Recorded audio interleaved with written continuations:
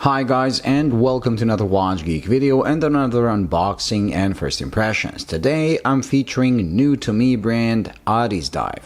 Now if you follow my channel, you know I featured Boltony, Militado, Milifotic, all of these cheap Chinese brands. This is one of those as well, but this one has a reputation similar to Boltony. In other words, they offer incredible value for money when it comes to finish quality.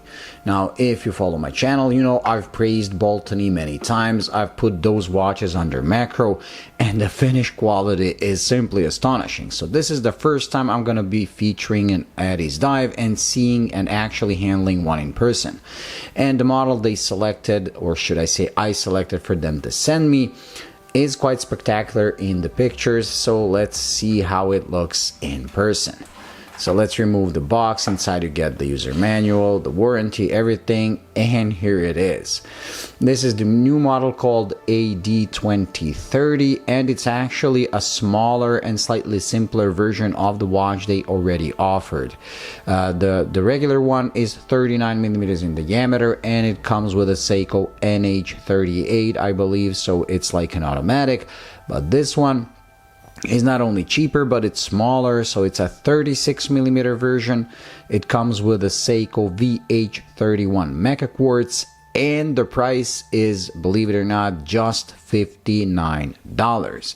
But you still get that amazing design. And this, as you can see, the case is based off a Rolex Explorer 36, which I actually own, and I can tell you right away, this is pretty much like the exact case shape and even case finish. So you have brushing on the lugs and it's radial, and then you have polished sides. They're not flat, they're actually curved, just like on the real Explorer. And you have this thin polished bezel. The only difference is the crystal, because the crystal in this, even though it's sapphire, as you can see, they made it slightly domed, so it actually mimics the crystals of vintage Rolex Explorers. So I actually prefer this to my Rolex Explorer.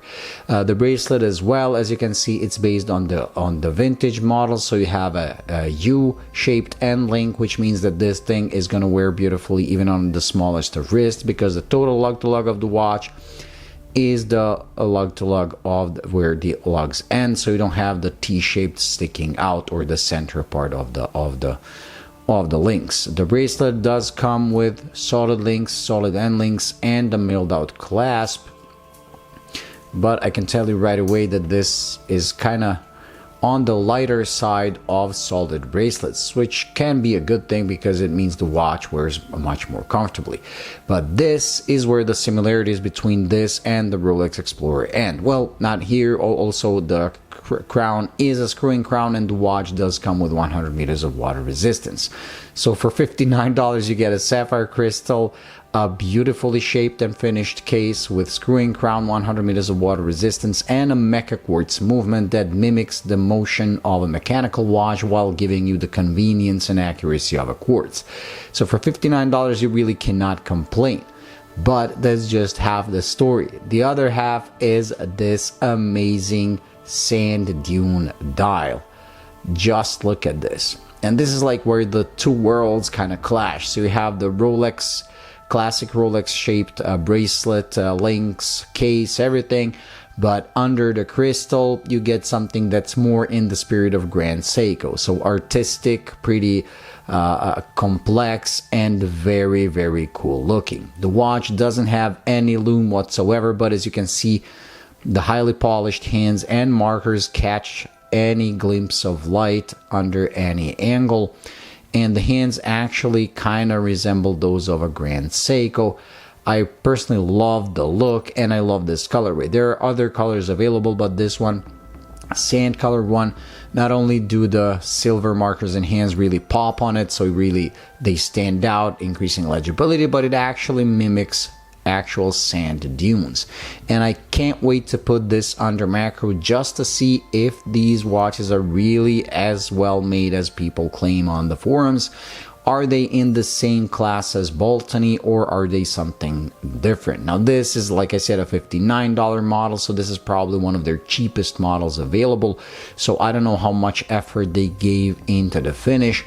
I mean, when it comes to this, like looking at it like this, as you move it around, as you can see, the markers really shimmer because they have like facets on them. The hands really look nice.